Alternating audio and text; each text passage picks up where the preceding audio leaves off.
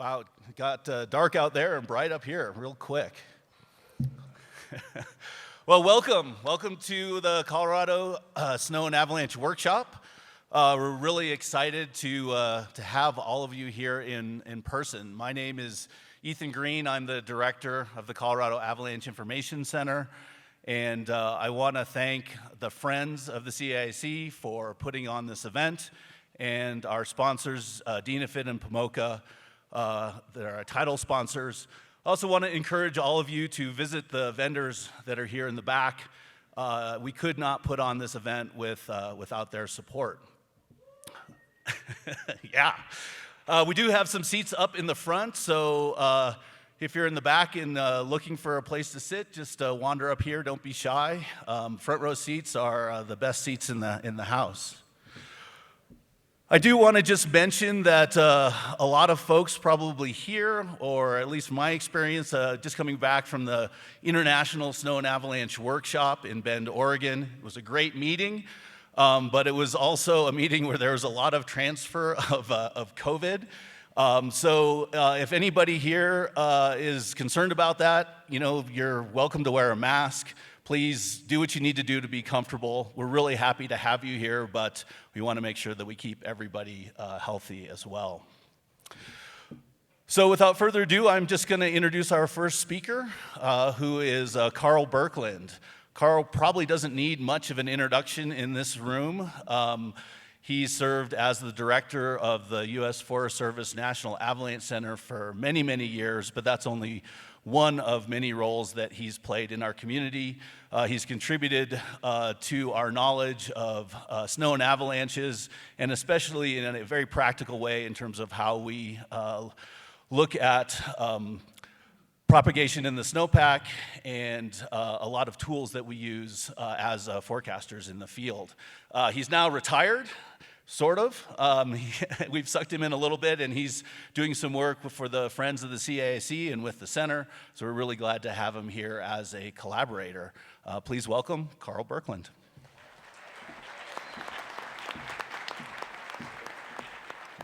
Thanks, Ethan, and thanks for having me here at CSAW, and a big thanks to the Friends of the Avalanche Center. I've been doing a bunch of work for Aaron and the Friends group here, and they're the ones that brought me down, and also I got to help out with CSAW. Okay, what I'm going to present is a talk that I gave at the International Super Spreader Workshop, sometimes called the ISSW, and I will say I was one of the people that went down on Thursday, and it only took me 15 days to test negative. As of this morning, I shouldn't be spreading any more virus around, so I'm quite happy about that. So I got together with several different folks, and we did a talk on comparing stability tests and understanding their limitations. If you're interested in what I'm talking about, this paper is posted on the website for ISSW papers. If you Google up Montana State University ISSW papers, it will take you to the database. You can look at the papers, all the papers at all the ISSWs, and this paper will be there as well if you search under my name.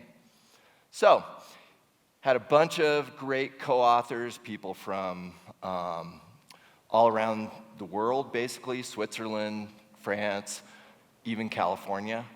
And so you probably recognize a lot of the names on here. One of your local team members here is Ron Simonhoys, but a lot of these folks have done most of the research on stability tests over about the past 30 years. So, when we look at testing the snow, assessing and testing the snow is really fundamental for all avalanche work. So if you're an avalanche professional, you are testing the snow. And it'll come as no surprise that explosives really are the best test. When they're used effectively, they test stability at the scale of a slope. And by used effectively, that means that they need to be put in the right place at the right time, and you need the right size charge. So using explosives is not always feasible or appropriate, such as when doing backcountry forecasting or guiding. And in these cases, we need to use all the information available for our stability assessments, including avalanche, weather, and snowpack observations. And part of our snowpack obs are these small block or column tests, and these tests are the focus of this talk. So, with these small block tests, we hope to mimic some of the stages of avalanche release.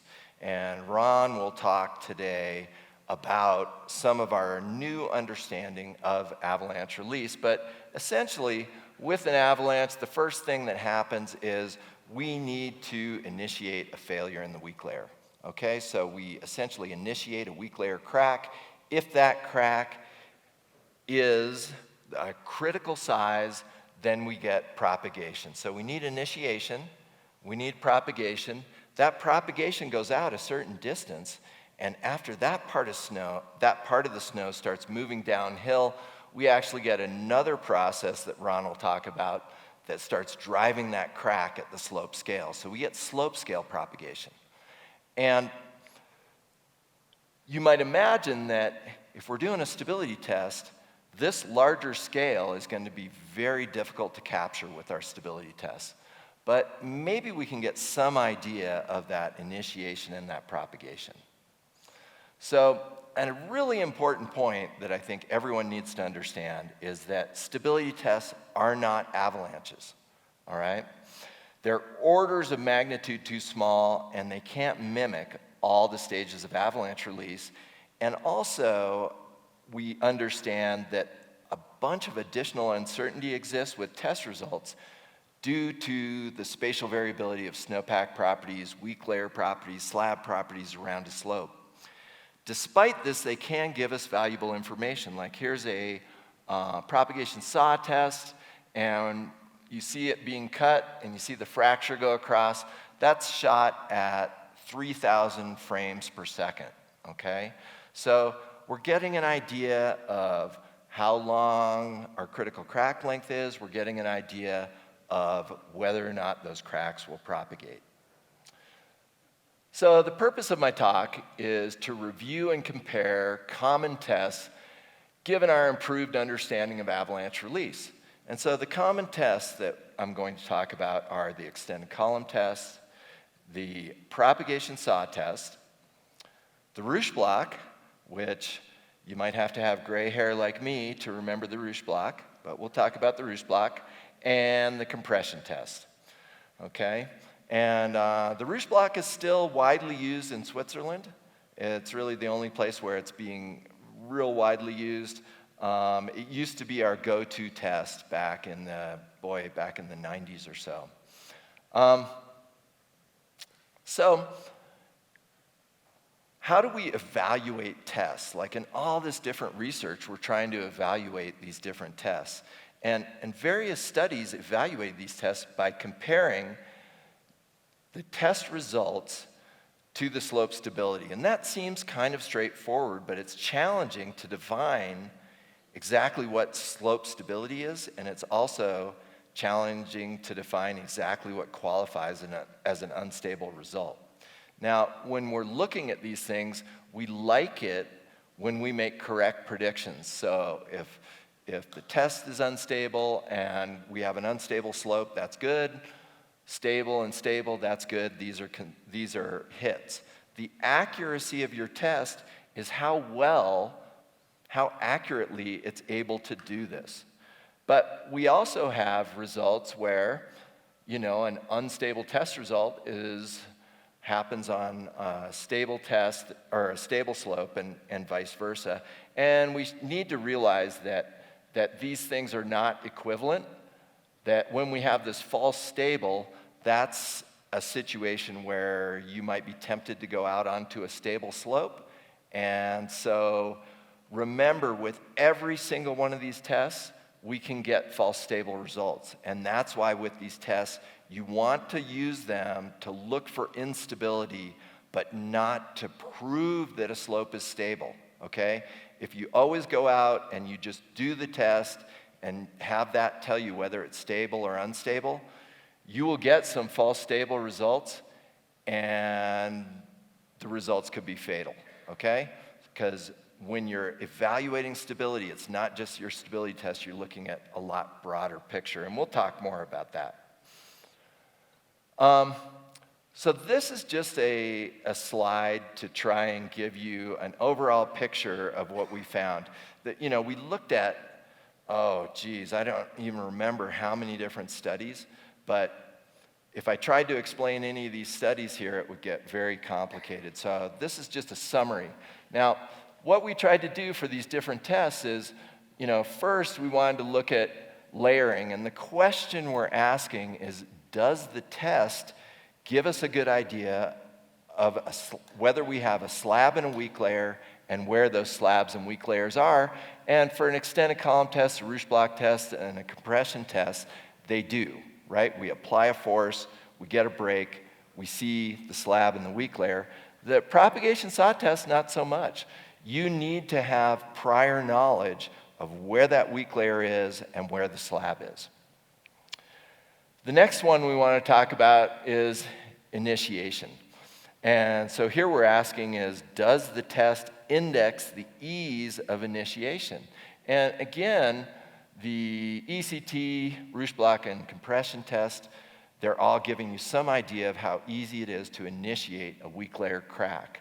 With the propagation saw test, I put down partly because what we see is the shorter that cut length is, the easier it is to initiate the fracture, but it's not as direct. We're not applying the force in the same way that you would be applying the force, say, as a skier or a snowmobiler on the slope.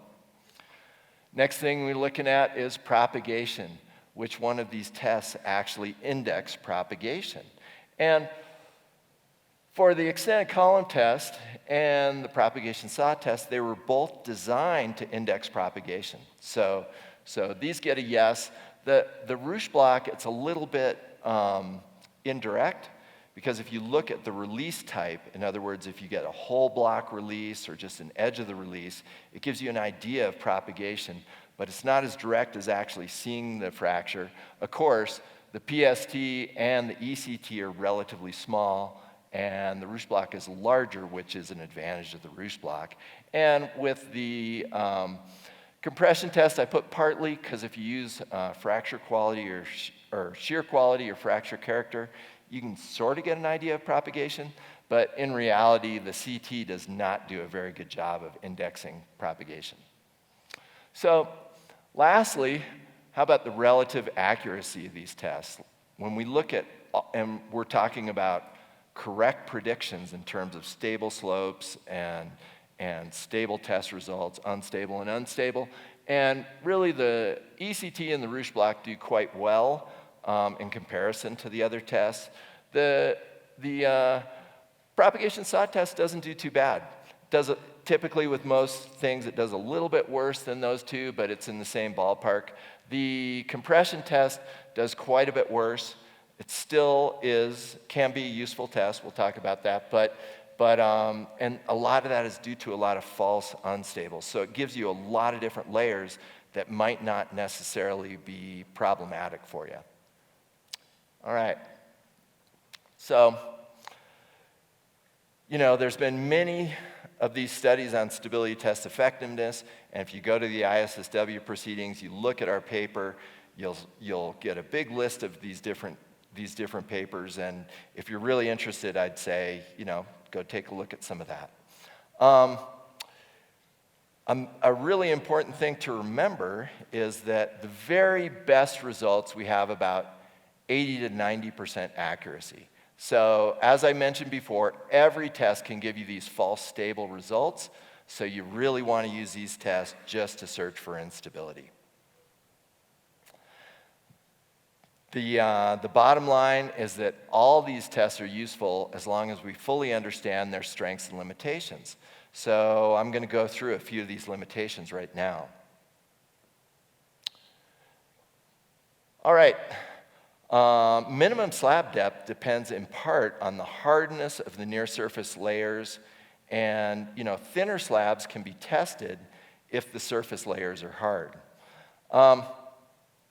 With the roosh block, your ski penetration needs to be less than your slab depth.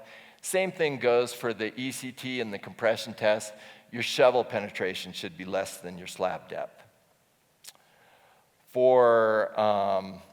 also need to understand that the maximum slab depths, we can't test layers that are too deep with the things like the ECT, the roosh block, and the CT, because we're not able to get that initiation happening once it's deeper than about 1 meter or 1.2 meters. And in these cases, the propagation SAW test is one of our best tools to look at propagation under those deeper slabs. One of the limitations is slope angle dependence. We've done research that has shown that the ECT, the CT, and the PST give us results independent of slope angle, which means that we can go out on gentle slopes. The roosh block, there's a modest effect between 30 and 40 degrees. And as I mentioned before, one limitation of the propagation SAW test is we need to know where the slab and the weak layer are.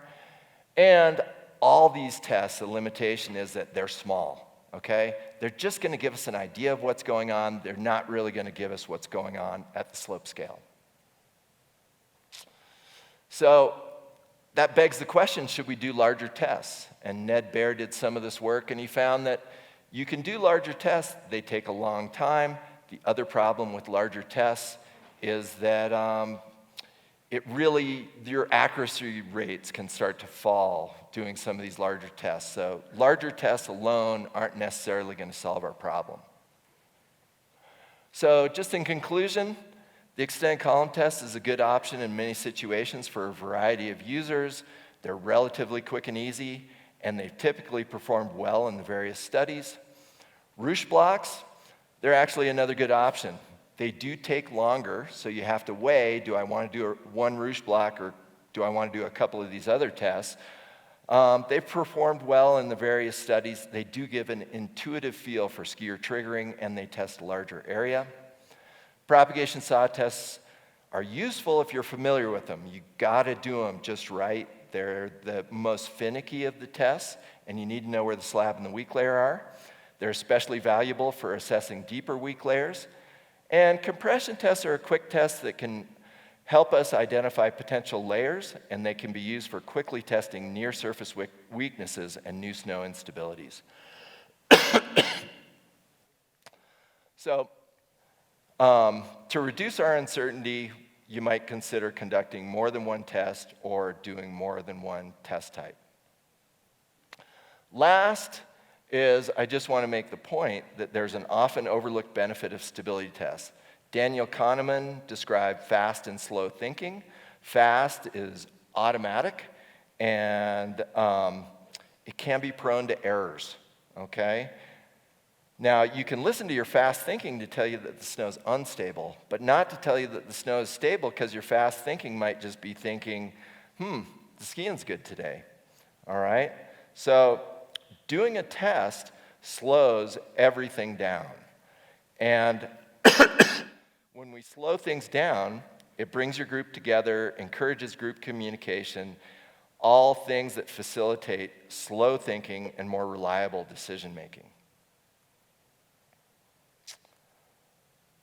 And with that, I'll just say thanks and answer any questions.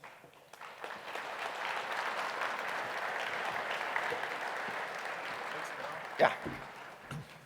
Thanks, Karl. That was a great talk. I'm sure there's some questions in the room. Raise your hand, and we will get a mic over to you.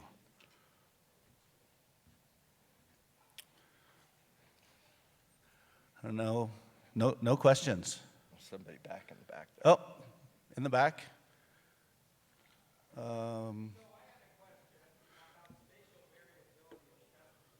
Yep. Thank you. And that's really it. How variable are the results spatially on the slope? Yeah, so the question is, it's on the spatial variability of test results, and the question is how spatially variable are test results, which is a very good question that I spent a long time trying to figure out, and the answer is very variable. So test results can be can be quite variable. And that's part of the reason why you want to search for instability rather than stability, because it's quite possible to get fairly different results within a short distance, especially if you're in a place where you're going from a deeper snowpack to a shallower snowpack to a deeper snowpack. And really figuring out where to do your tests is kind of an art. You need to sort of, you don't want to go to the deepest part of the slope because you probably can't make something break there, right? And you don't want to go to the shallowest part of the slope if it's just depth hoar and there's no good slab. So you kind of want to dig around and look with a probe and find kind of that middle part that you think is where you might trigger a slide from, and do your tests in locations like that. And even then, again, you're searching for instability, right? So the way I tell people to use stability tests is, you need to have an idea of what the slope stability is before you even dig. And that should be based on your avalanche forecast. It should be based on recent avalanches. Should be based on the observations that you made that day. And there's all these things that line up, right? And if you say to yourself all these different things, it looks like things are probably stable. Then you do your stability test. And if the stability test tells you it's unstable, you're like, wow, things are different. Like, it's different on this slope than I thought, and I'm going to back off. But what you don't want to do is combine all this different information, and then you go do your stability test, and you're like, wow, it's stable, because that's the way you get in trouble, okay?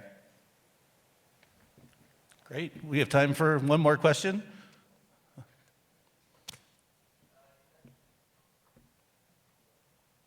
How larger tests often produce less accurate results, and more tests produce more accurate results. Why would that be? Is that a function of just averages and more test samples, or something else? Yeah, so the research that looked at larger tests, I mean, the idea was, okay, if we do a ECT, say that's 90 centimeters, what about an ECT that's 2 meters? What about one that's 3 meters? And what happens is, if you do a 2-meter ECT and it propagates, that is very, very, very good indication that the snow's unstable. But if you only do those tests, it tends to raise your false stable rate. In other words, even when that 2 or 3 meter ECT doesn't propagate to the end, it still could be unstable. So having it shorter makes it more likely to propagate, and in some ways that's better because it pushes you towards a more conservative decision. That makes sense. And you spend less time digging. And you spend less time digging. That's a very good point. Okay, thanks, Karl. That was a great talk. I really appreciate you being here.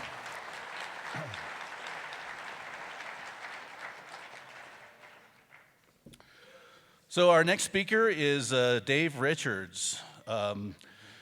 Dave, or Grom as he's affectionately known, comes to us from Alta Ski Area, and he told me this morning I really shouldn't say anything about him except for that he's just a ski patroller and you shouldn't pay attention to him. And I guess I would say that he is just a ski patroller, but you should definitely pay attention to the things that he says. I've heard him rail about different topics over many years, and there's always some gems in there. Currently, he is the snow safety director at Alta, and he's going to talk to us about a new system that he's come up with to communicate snowpack ops. Please welcome Dave.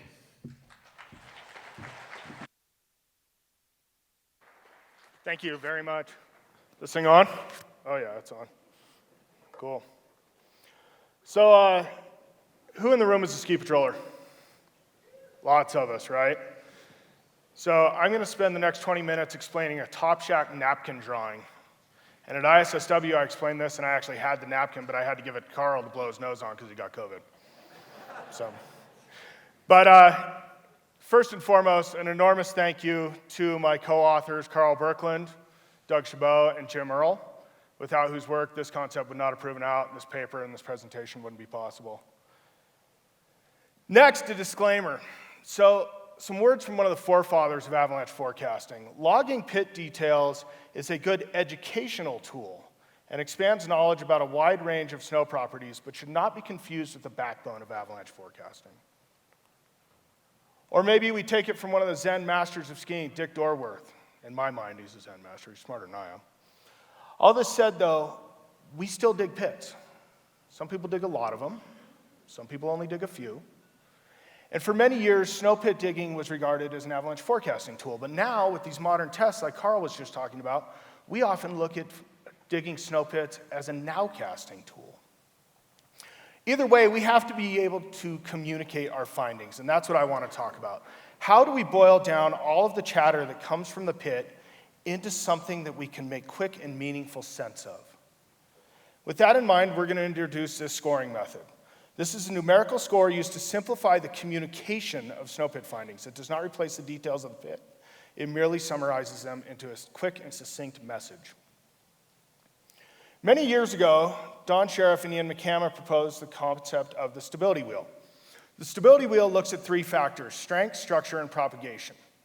Originally, propagation was called energy, but again, like Karl was just talking about, we have recently learned a whole bunch about the science behind propagation. And now with our modern tests, such as the ECT and the PST, we can actually measure or estimate propagation in a snow pit. So our old school wheel is now strength, structure, and propagation. The cool thing about strength, structure, and propagation is that these things can actually be quantified in a snow pit. These things have rules applied to them. For strength, we count the number of taps. For structure, we can use either lemons or our preferred method is the PhD from Dylan Freed, which is persistent weak layer hardness change in depth. And for propagation, we can measure it from none to partial to full across the column. The other beauty of these three factors is that they aren't fancy. All you need is a shovel, a hand, a string, and the ability to count. And as a result, any of us in this room can do it, I would hope. So, with these being those factors which can be quantified and not fancy, it also means that they are the ones that are communicable. If only we knew a language for that. We often get lost in the sauce as we ramble on about snow, and people are left confused or perhaps even dismayed at times. What if there was a very succinct language to communicate these factors and snow pits as a whole in a single word? Norman Maclean once wrote that the art of the English language lays in thrift. We would propose that nothing is more thrifty nor accurate a form of communication than a single number. We propose applying a score to stability test results and snowpack layering to provide a way to quickly communicate the critical information from a snow pit, scored on a scale of 1 to 9. The overall stability is assessed using the stability wheel of strength, structure, and propagation can be communicated to others through a single number. The theme is the same as the Glasgow Coma scale for all those ski patrollers in the room. The higher the score is, the better life is. Instead of a long, drawn-out radio transmission, a forecaster could instead hear that I, quote, dug 3 pits on my route today. They scored a 4 across the board. With that simple bit of information, I know that things aren't great out there. In the professional setting, we may want to ask for more detail. In a recreational setting, the user may know just enough to be nervous. There's always value in the detail, and this score is not meant to replace or eliminate that detail. Instead, we propose that for quick and efficient communication and decision-making, a simple numerical score is in fact a better way to communicate. So here you see the scorecard. For each factor of strength, or taps, propagation, and structure, you can apply a score of up to 3. The sum of these scores gives you an overall score for the stability observed in the snow pit. It's very simple, and for Troy out there, he's going to like this. You only need to be able to count to 9, Troy.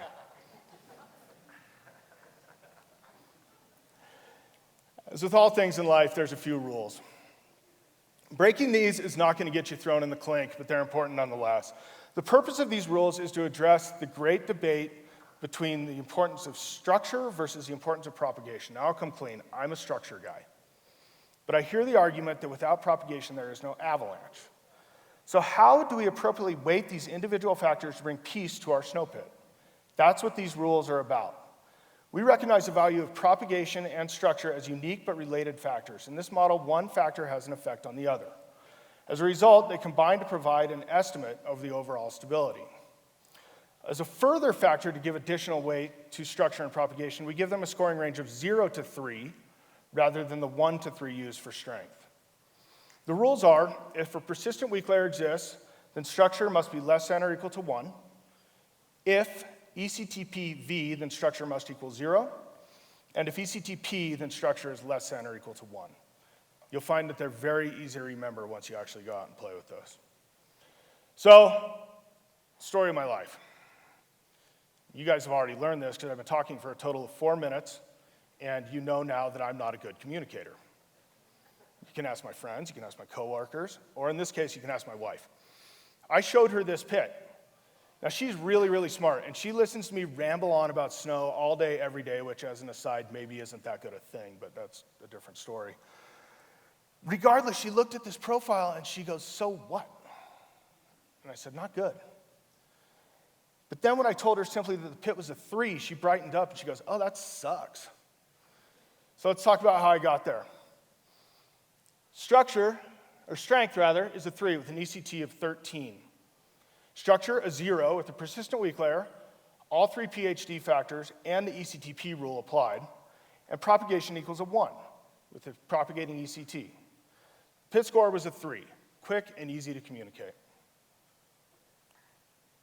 Let's do a pit from the start. We could go into a long, drawn-out radio transmission over and describe this pit as an ECTP-11 failing on facets at 70 centimeters in depth with a 4-to-1 figure slab on a north-northeast aspect at 10,000 feet. Or I could simply key the mic and say, hey, Troy, I'm at 10,000 feet north-northeast, and my score is a 3. With that simple bit of information, he got the picture that it's not good. So does this concept work in practice? I apologize to all my ski patroller brothers and sisters. There are graphs. There's even math. Does this concept work in practice? To answer that question, we first examined 100 snow pits drawn from the SnowPilot database. To be considered, the pit data must include an ECT score as well as the observer stability rating. Looking at these pit entries, we first examined the structure and then the ECT scores of the pit. And based on this, the pit was scored using our scoring method. At this point, the score was compared to the stated stability reported by the recorder. This initial comparison showed good correlation between the use of the method and the user stability assessments. So we went big. The testing of the first 100 snow pits from SnowPilot produced encouraging results, so we decided to go forward and dig into a much larger data set. After the promising initial findings, we automated the scoring method and applied it to nearly 3,400 snow pits from SnowPilot. Our analysis of 3,393 pits shows promising relationships between the user's stability assessments and numerical scores from our proposed method. With each increase in the pit score from 3 to 9, the proportion of pits that users rated as good increases, while the proportion of pits rated as poor declines. This also holds generally for pits scored in the 1 and the 2 range, but the number of pits in those categories is very small, so those results should be interpreted quite cautiously. This is visualized in the graph above. Note that lower scores are more commonly associated with poor stability, and higher scores are more likely to be associated with good stability. See, it's not that hard a graph to read. So we went even bigger. In our next analysis now of almost 6,700 snow pits, pits were sorted into categories of stable versus unstable based on the parameters of Teckel's work in 2020. This gave us a base unstable rate of 0.33, seen in the black line on the graph above. At scores of 4 or less, the number of pits rated unstable exceeds our base rate, and at scores of 6 or more, the unstable pits are less than the base rate. At a score of 5, the number of pits rated unstable is roughly equal to our base rate.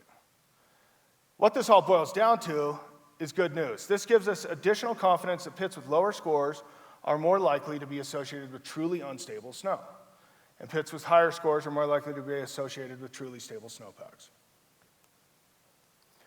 So, end of graphs. If you were to show this group of snow pits from an avalanche operation, there is a vast amount of information to digest. Can you, at a quick glance, tell me what's going on?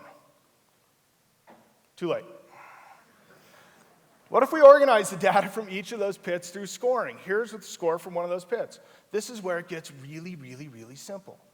This is where the method simplifies communication of stability assessments. Strength is 3, structure is a 0, propagation is a 1 for a pit score of 4. Quick, dirty, easy to do. Here you see the score from another of those pits. Quickly communicated, I'm feeling a hell of a lot better, with a score of 8. So we look at that group of snow pits again from that operation, and there's still a vast amount of information to digest, but now through simplified numbers, we can immediately start to see a pattern. What if we plot the scores of all those pits from that avalanche operation and put them into an elevation and aspect diagram?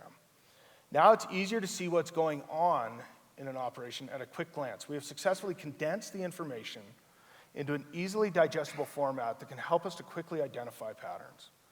As always, to better understand those patterns, we can dig deeper and look at the individual pits, and I would encourage us to do that. But this method shows great promise for simple communication in both advanced avalanche education and operational settings when used in this method. And there are a lot of operations that tried this last year, and it worked out really, really well. So, in conclusion, analysis of a large database of thousands of snow pits dug worldwide shows the scoring method correlates reasonably well with stability assessments of avalanche practitioners. Anecdotal evidence leads us to believe that the numerical score may be a better method of communication than our typical stability test, or ratings rather. Moving forward, we intend to continue to compare this numerical score against newly submitted snow pits. You can help by always including an assessed stability rating with your pits. I'd like to say that I hope this isn't the end-all be-all. I hope this is just the start of a conversation and that people take this and build on it and make it better. All I can ask is that you take it and you try it out, see if it works, and you guys tell me. And with that, a huge thank you to these people, as well as my co-authors, for invaluable feedback and assistance in writing this paper. And I will do questions, and if you scan that, you'll get the paper. I promise it doesn't take you to some weird website.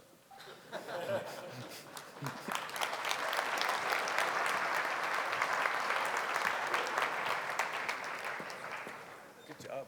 Thanks, bud. Yeah, just a ski patroller talking about base rates.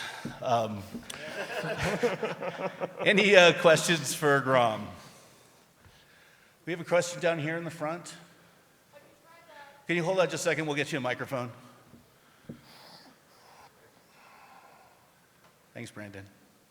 Have you correlated any of that with different types of avalanche problems, breaking the score based on the type of avalanche problem of the day?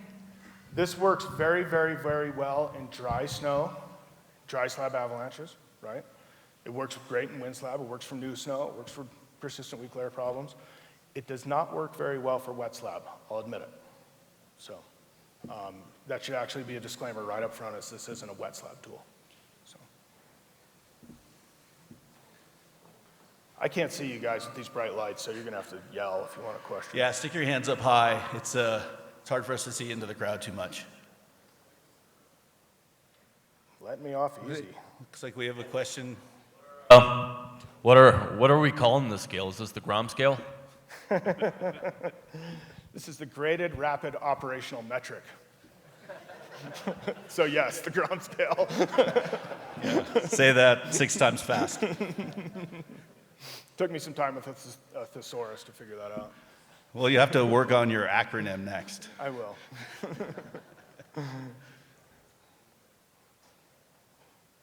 Anyone else? Okay, thanks All a right, lot, guys. yeah. Oh, looks like Oh. you're not off the hook just yet. So are there any plans to start incorporating this into forecasting tools for the public in the future? I couldn't Could really you repeat hear the you. last Can you- part? Do you think this will ever be used in forecasting communication tools for the public? I hope so. I know that it's being taught by a number of avalanche education organizations this year, so people are going to start to get used to it. I know that a lot of operational programs are using it, and we will see how the forecast centers embrace it and if they want to try and use it. You know, like I said, this is the start of a conversation. I'm not going to cram it down anyone's throat. So. Not the only way to talk about snow pits. It's not the only way to talk about snow pits. Great. Well, thanks, Grom. That was a great talk. Really appreciate you being here.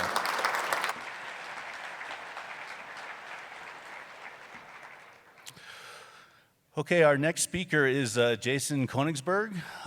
Jason is a colleague of mine at the Colorado Avalanche Information Center. He's been a forecaster there since, I think, 2015. give or take. And he's currently a senior forecaster for our group. He's also worked as a ski patroller in several different of the western states and New Zealand, and he's here to talk to us about whumpfs. Please welcome Jason.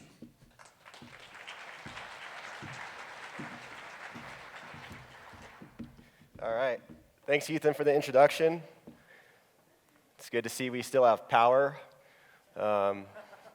Right before my talk at ISSW, the power went out, and I was like the first presenter ever at that first outdoors ISSW, so that was really cool. It is good to be back inside, though. So what I'm going to talk about today is a data research project we did on the correlation between whumpfs and avalanches. But before we get into it, I'd just like to thank this group of people. It's kind of an informal research group, and learned a lot, as always, from working with this group. Additionally, thanks to colleagues Spencer Logan, Ryan Zarder, and Kelsey Bean for some editing work on the paper, and Mike Cooperstein for help with the data. So here's our main research question. When do whumpfs correlate with avalanches? The research I'm presenting, again, came from ideas within this research group. And Ron led a project gathering data from whumpf pit locations where people triggered whumpfs. And as we went out in the field and started to gather data from these locations, we noticed like whumpfs seem to be occurring like earlier in the season, and it didn't seem to correlate with when we saw the most dangerous conditions, which seemed to us, like this is all anecdotal at this point, to happen a little later in the season. So we've got a lot of data, fortunately, thanks to all you guys that submit avalanche observations, and we dove into the data to see what the data would tell us. So in the next little bit here, I'll discuss why it's important that we look at this correlation, how we did it, what we found, and what it means. So why is this important? Well, in our avalanche forecast, we often put travel advice in there, like move to wind-sheltered, low-angle slopes if you hear audible collapses. It's like, do this if you see that. So of course, we'd want to know if we can use the data to better improve the timing and accuracy of our travel advice. When should we be telling people that whumpfs mean avalanches? Are there times when we see a lot of avalanches and we should tell people not to expect whumpfs? That would be really important. Also, whumpfs are also taught in pretty much every avalanche education class as one of 3 obvious signs of instability, and as it should be. But when we teach about whumpfs, should we make sure to include certain caveats? And then lastly, whumpfs are sometimes used as a proxy for avalanches in research. When people are doing research, of course, it's sometimes easier and safer to trigger whumpfs in flat areas and gather data from those locations rather than trying to trigger avalanches or go into start zones. So on to the study. We chose 2 study sites in Colorado. The primary study site's the Front Range Mountains, as many of you know, indicated by A on the map. We chose the Front Range to study because we have a lot of observations from the zone, obviously. It's close to the metro area. And we consistently see a shallow snowpack with depth ore buried pretty much every season. Sorry, Front Range skiers. Now we wanted to see how this relationship between whumpfs and avalanches differed in a snowier climate of Colorado.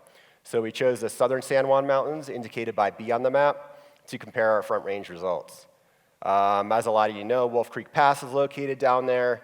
Parts of the southern San Juan Mountains can get over 500 inches of snow in a winter. And quite often, although we'd still consider it continental snowpack, it could look more like an intermountain snowpack. So we wanted to see how those 2 areas differed. All right, let's dive into the data and methods. Again, thanks to everyone in this audience that's probably submitted an avalanche observation before. We have a huge amount of information in our database, which is really awesome for this sort of study. We studied up to 4,500 avalanches in the Front Range and about 2,500 for the South San Juan. And then we ran a word search through our database looking for whumpf observations or where people noted, oh, I observed a whumpf or a collapse, and of course it's spelled all these different ways. So thanks to Coop, we were able to get all this information. Now we want to look at how the relationship between whumpfs and avalanches changed over time. But really, date of the year wasn't the best way to do this because what we really wanted to know was how this relationship changed as the snowpack depth increases or how the snowpack progressed throughout the season. So we took this 13 seasons of data, totaled whumpfs and avalanches for each snow height value. And I'm going to just take a little bit in the next 2 slides to explain this just a little more. So for example, here's what the snowpack looked like on November 12th of 2016 and November 12th of 2018. This is at Fremont Pass. And just to state the obvious, these are two very different snowpacks.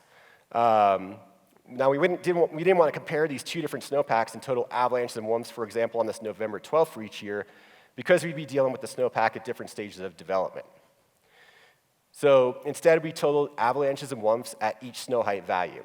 So here's an example, again, to say the snowpack reaches 39 inches or 1 meter in an area at these different dates in 2017, 2018, and 2019. Whumps and avalanches were totaled at this snow height of 39 inches for these dates. And we did this for every snow height value. All right, so for our data analysis, I'm going to show you a few graphs, but they're pretty simple. It's going to be okay. For our data analysis, we use a moving window median. It's just a way to smooth the data to make it less noisy, more easily see the trend in whumps and avalanches. So the left side of the x-axis, the bottom, is shallower snow depths. Snow height is 0, is shallow. And the right side is deeper snow depths, up to 100 inches. And we use inches just because that's the way the SNOTEL data comes out, is output. The peak of whumph activity, the whumps are the blue line and avalanches are the red line. The peak of whumph activity is right about 1 meter or 36 inches. Now you can see that whumps and avalanches, the red line, increase similarly as the snow height increases to 1 meter. I don't think anyone's going to be surprised by that. Now, after about a meter, when whumps peak, we see avalanches continue to increase. Again, that's the red line, while whumps decrease. This is a key finding of this study, and we're going to talk about this more in a few more minutes. Now, after the snowpack gets really deep, both whumps and avalanches decrease similarly. All right. Now, next we wanted to see if the relationship that we were seeing in these plots is statistically significant. So to do this, we had to break the data into 3 different snow height bins. So the first one is a shallow bin, the second one's the medium bin, and the third is the deep bin. And we calculated the Pearson correlation coefficient and p-value for avalanches and whumps for each of these snow height bins. And if you don't know what that is, don't worry about it, because I didn't know until a few years ago. I'm not going to give you all these values. I'm going to kind of break this down in a really simple way that at least makes sense in my head. But the thing to know here is all relationships were strongly correlated and statistically significant, so it means something. The green arrows indicate a strong positive correlation. So as one goes up, the other goes up. As one goes down, the other goes down. And we saw this at the shallow and deep snow height bins. The thing that jumps out is the medium snow height bin. We see a strong correlation here, but the correlation is negative or inverse, the red arrows. Whumps are decreasing and avalanches are increasing. This is, again, statistically significant, so it's important. Next, we looked at the southern San Juan Mountains, where we assumed we would see much different results. Again, here's the same plot, but for the southern San Juan Mountains. Now again, whumps peak at about 1 meter, with whumps strongly correlated to avalanches. And after about a meter, there's kind of a short period where both are flat and that avalanches continue to increase, while whumps are either flat or decreasing. So it's flat for a little bit, avalanches increase, whumps decrease, and that's kind of similar to the front range. And then when the snowpack gets deep again, both decrease. So if we break it down into this simple table again, we see the similar results, again, statistically significant at both shallow and deep snow height bins. And then in the middle, there was no correlation between whumps and avalanches in the middle snow height range. So those two are not related. So overall, we saw more similarities than differences between the two zones. This is kind of counterintuitive, as we were expecting to see bigger differences between the two areas with quite different snowpacks. So why is this? Our best explanation is, even though the southern San Juan Mountains eventually develop a stronger snowpack, we're still in Colorado. And this zone goes through a transition of easy to trigger avalanches and whumps on depth tour every year, just like other places. But then it gets to a period of less whumps and more avalanches before the snowpack becomes more stable. So just kind of a different timeline, but similar trends. So here's the bottom line. For both zones, at both shallow and deep snow height bins, we saw a strong positive correlation. Now, why are we seeing this? This is a bit easier to explain. At shallow snow depths, weak layers are buried shallowly, and it's easy to trigger whumphs, and it's easy to trigger avalanches. At the deepest snow depths, snowpack is stabilizing. Even in Colorado, the snowpack eventually gets stronger, and we see a rapid decrease in avalanches and whumphs. Now, the middle snow height bin. Why aren't we seeing whumphs correlate with avalanches in this middle snow height bin in both zones? Well, our hypothesis is as the slab over weak layer gets thicker, there are less places to trigger whumphs. It's harder. Places like flatter meadows, where, flatter meadows are where a lot of these whumph observations are coming from, have a more uniform snowpack, while avalanche start zones have much more spatial variability. So there's lots of thin spots around rocks. The slab is a variable depth due to wind loading patterns. So much more places to trigger a whumph or an avalanche. So you may not trigger any whumphs as you approach a start zone, like you did in the early season, but then you get into the start zone and any whumph you trigger equals an avalanche. When we think about it, it makes sense that backcountry travelers see less whumphs, especially if they're staying at steep start zones, which is a lot of times what we recommend in the middle of winter here. But even though they're seeing less whumphs, new snowfall is likely producing many natural avalanches, and if people do venture into steeper, more spatially variable start zones, there's a good chance they will trigger an avalanche. So after seeing our results, we kept diving into the data and started to look at other areas of Colorado, and we kept finding the same trends, like our old Vail Summit zone, the Aspen zone, Gunnison, the same thing was happening. In 4 other zones in Colorado, we found that all of these zones shows similar trends in whumphs and avalanches. Whumphs peak before the peak of avalanche activity. So what does all this mean for as forecasters and all the avalanche educators out there? Well, or really anyone that works in the snow. At shallow snow depths, it's important to tell people that if you observe whumphs, the snowpack's unstable and you can easily trigger avalanches, right? So this avalanche in this video here, I remotely triggered by Independence Pass after I observed numerous whumphs on my skin up to this area. There was lots of signs of instability, and this was a shallow early season snowpack. This example looks like the shallow snow height bin in our data. Whumphs and avalanches are both easy to trigger. So as forecasters, we typically go through this progression of messaging when we talk about whumphs. When the snowpack's shallow, we tell people that if they observe whumphs, watch out. Whumphs usually mean avalanches, like the previous slide I showed. So we're training people that whumphs equal avalanches, and that's good, and that's accurate, right? Now, as the snowpack gets deeper, the message begins to morph. We want people to know that they may not see whumphs. And then there's a period before the snowpack's more stable where we have to have strong messaging as forecasters and educators telling people that they will not see whumphs before triggering a deadly avalanche. This is an avalanche near Aspen, Colorado that killed 1 person on March 19th of last winter. This avalanche broke on depth tour, and the party did not observe whumphing or any other signs of instability prior to the avalanche. So at this time, the snowpack was getting deeper, and whumphs were much less common, even though it was one of the most active periods of avalanches in this zone for the year. So it's easy to see how recreationalists may mistake no whumphing for a more stable snowpack, especially after we equate whumphs to avalanches so often earlier in the season. So this last phase of messaging is just as important as the first. I've interviewed survivors of avalanches, and in some cases, they seem a little confused that they triggered an avalanche and their friend died after observing no obvious signs of instability. So as backcountry forecasters and all the avalanche educators out there, it's really important, and we need to make sure people understand this. So for me as a forecaster, this research, going through this data, helped me to constantly look out for when we need to change messaging throughout the season as the snowpack progresses. It helps me to realize how important it is to emphasize what people should expect when whumphs don't occur, and it's just as important as when they do occur. So I hope there's been some information in here that can help you as a researcher, educator, or forecaster, and I think we have time for some questions. All right. Thanks. I'll go to my triangle. Thanks, Jason. Really interesting work. Looks like there's a question in the middle of this row. All right, the two target areas of study were the southern San Juans and the Front Range, which have different relative snowpacks or depth of snowpacks. And your, I guess, designations were shallow, medium, and deep.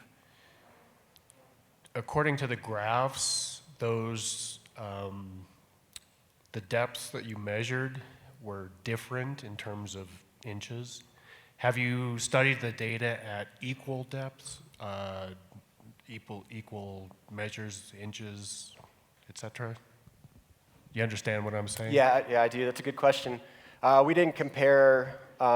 We didn't break the snow height bins the same for those two areas because we wanted to see what happened after whumpfs.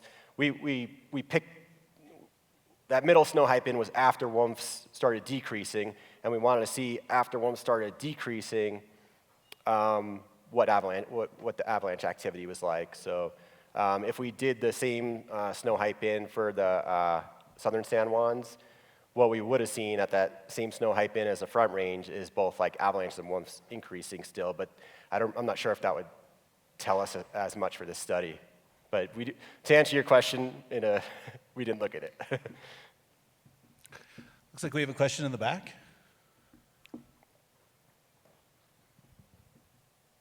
Yeah, hi.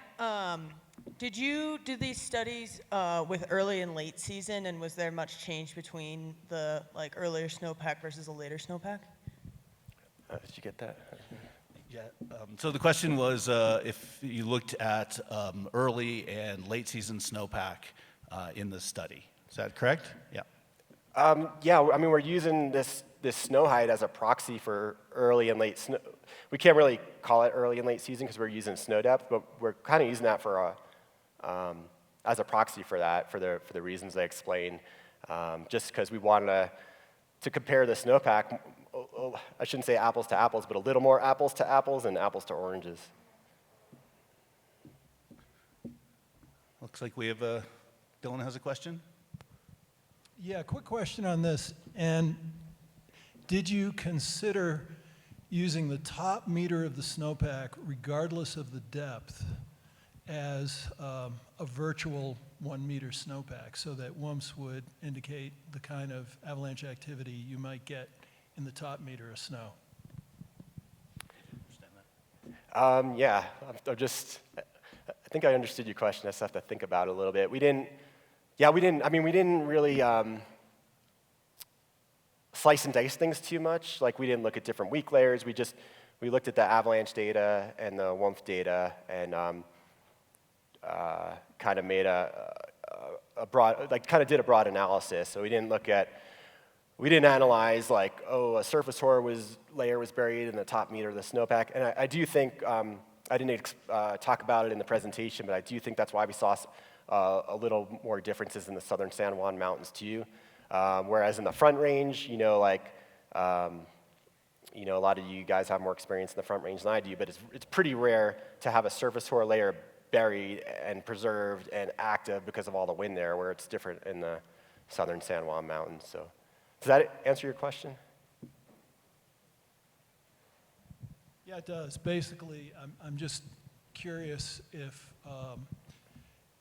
the change in the correlation stands in terms of stuff that just takes place in the top meter and doesn't step down. Yeah, I mean, I can't say we know that, but I think anecdotally from what forecasters have seen, like we go through this cycle of whumpfs, we've been seeing it, where we continue to see avalanches after whumpfs at different, even if it's not depth hoar, if a surface hoar layer is buried in the upper snowpack, but I can't say that like scientifically or with our data analysis. Looks like a question way in the back. I apologize if I missed it. Did you come up with anything about why the correlation drops out in the middle depths? Why the correlation drops off in the middle of depths? Yeah.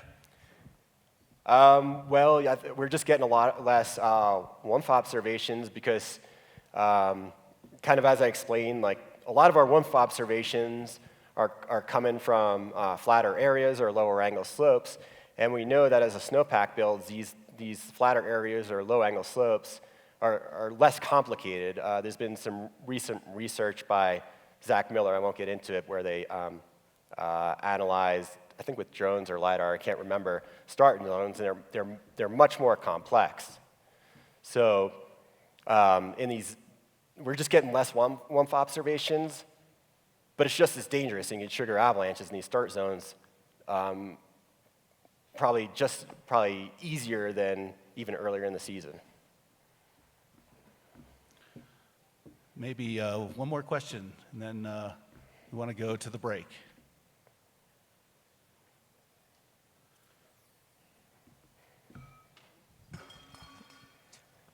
Thanks.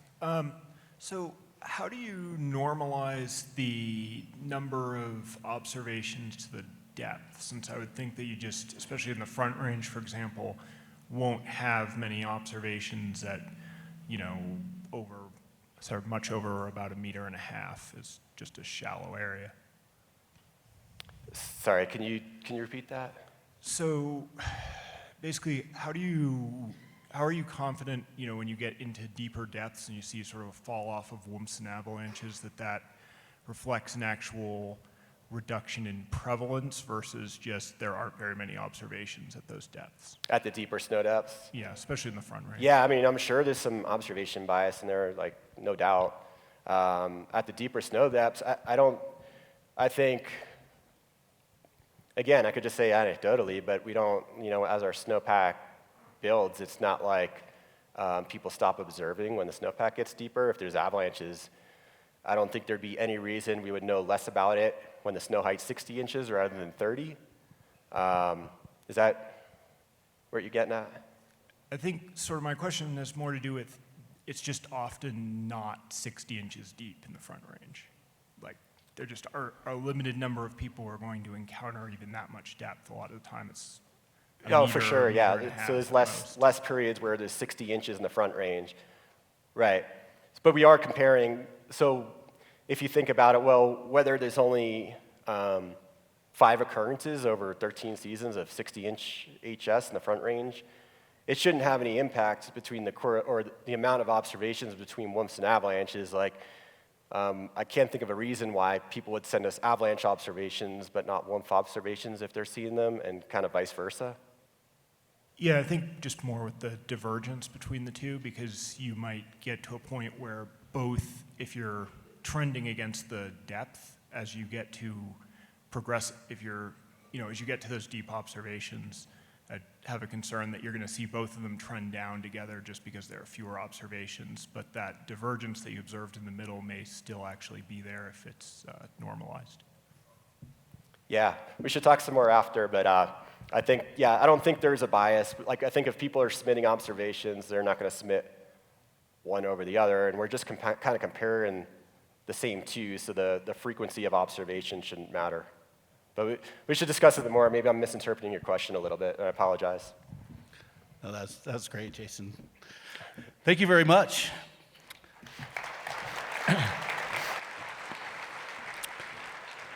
So we've come to the morning break. Please visit the vendors in the back, and we'll start up again a little after 10 o'clock.